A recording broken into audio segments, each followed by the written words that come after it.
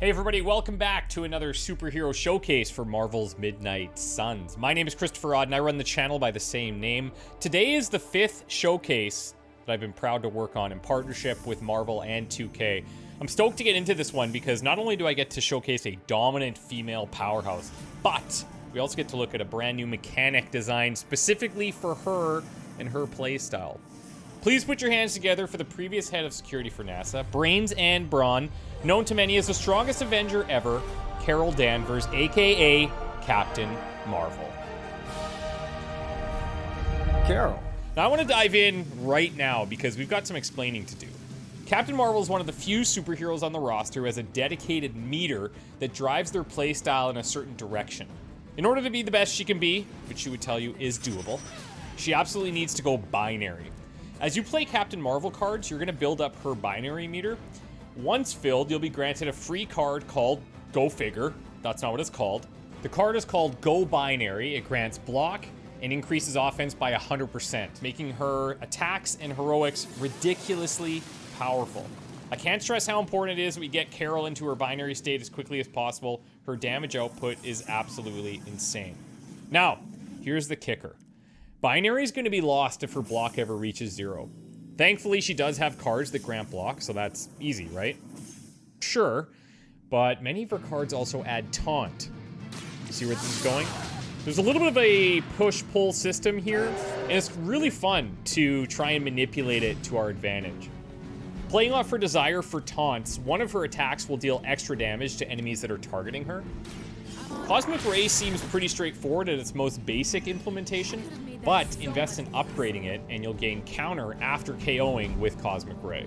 I don't believe we've covered the counter mechanic yet, so just like Captain Marvel, I'm not going to run away before I tell you how it works. When you gain counter, you're going to deal damage to all enemies that attack you for an entire turn. You take the damage first, but if you got a powerful taunter who dishes out Danvers levels of damage, you're clearing the field pretty easily if you get the right card draws. Now that you know how counter works, you're going to have a deeper appreciation for Captain Marvel's passive called Didn't Feel a Thing. Spending some quality time with Carol at the Abbey is well worth it because her level 1 passive gives a 10% chance to gain 1 counter on KOs, and her level 2 passive increases the chance to 20%. In my opinion, it's one of the S-tier passive abilities because you're capable of putting out so much damage with counters, and it's happening during the enemy's turn, no less. So it's straightforward enough to build up and enter the binary state, but keeping it is another thing entirely.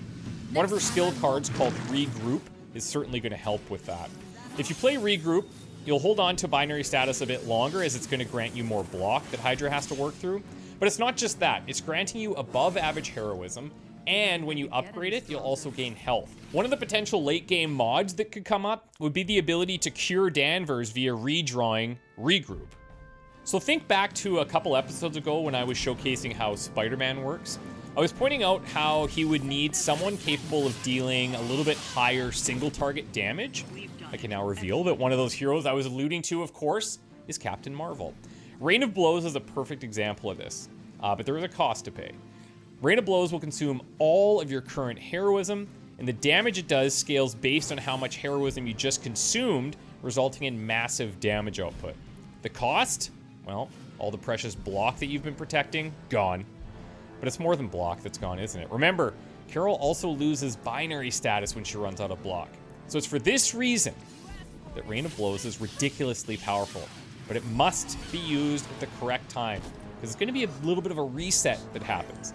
On upgrade, Rain of Blows will deal more damage per heroism, and one of the mods that you could add in the late game could even grant you resist on knockout. Let's wrap up with a stellar explosion, a supernova, if you will. For only 2 heroism, Captain Marvel's Midnight Suns card is sure to impress. It's simple and it's effective. Playing Supernova brings up a large circle for targeting that allows you to hit every enemy that you can within its borders. On upgrade, you could even increase the area of effect, and one of the late game mods could see you adding a redraw ability that gives Captain Marvel resist. Remember, binary status equals more damage. Binary status equals more damage. Binary status? Yeah, you got it. You're a quick one. Hopefully you've noticed how impressive it is, what you can achieve when you have an accident with a piece of alien technology. Carol Danvers is without a doubt one of the most powerful damage dealers on the roster. As always, I want to thank Marvel and 2K for partnering with me on this series, and I want to take a second just to thank you guys for watching and being really hyped up about this game. I know you're excited to get your hands on it yourself, and hopefully that will happen very soon. Thank you guys so much for watching. Remember to subscribe to both Marvel's Midnight Suns channel and my own. And I gotta be honest, if I don't get to play Marvel's Midnight Suns again soon, I'm gonna go binary myself. See you in the next one.